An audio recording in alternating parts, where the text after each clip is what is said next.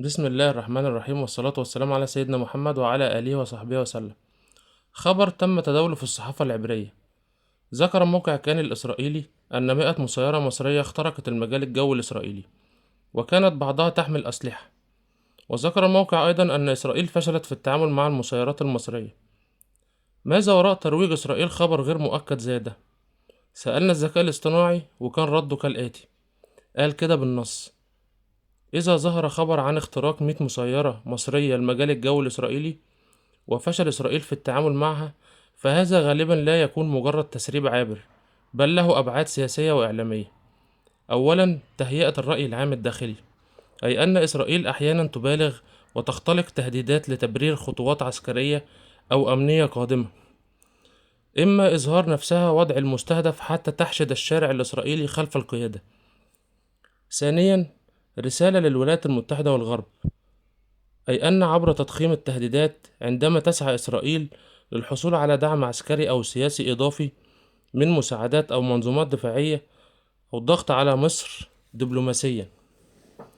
ثالثا، جس النبض والضغط على مصر، أي أنه قد يكون الخبر محاولة لاختبار ردة فعل القاهرة. هل ستنفي بشدة؟ هل ستصمت؟ هل سترد بتصريحات قوية؟ إما الهدف قد يكون وضع مصر في موقف دفاعيا إعلاميا وسياسيا.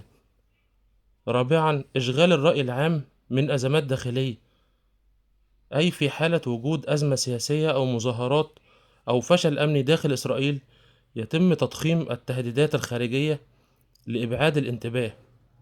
خامسا، تلميع قدرات الجيش الإسرائيلي لاحقا، بمعنى إن بعد فترة يخرجوا بتقارير ويقولوا استطعنا تطوير وسائل جديدة لإسقاط أسراب المسيرات، فيظهروا كقوة متفوقة رغم الخبر الأول عن الفشل.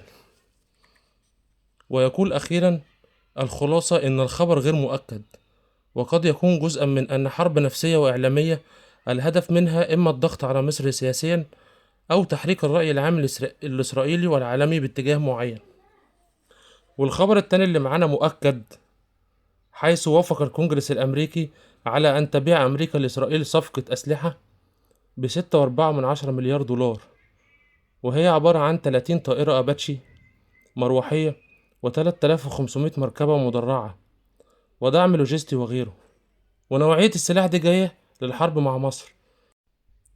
كل يوم ترامب بيأكد إن مهما غلطت إسرائيل أو تعدت الخطوط الحمراء، أمريكا معاها، وكمان ما بقاش يعملها بشياكة أو من غير ما يخسر حلفاء أمريكا. لأ، الموضوع بقى في قمة البشاعة، وترامب على استعداد إن أمريكا تخسر كل يوم حليف من أجل إسرائيل. اللهم احفظ مصر وانصر إخواتنا في فلسطين. السلام عليكم ورحمة الله وبركاته.